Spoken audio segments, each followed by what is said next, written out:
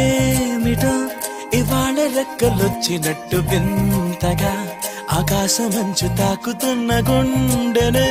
కొరుక్కు తిన్న కళ్ళు చూసినంతనే మనస్సు నవ్వే మొదటిసారి ఏం మార్పిది ఎడారి ఎండమావి ఉప్పెనై ఉంచెనే కలే కాదుగా నీ వల్లనే భరించలేని తీపి బాధలే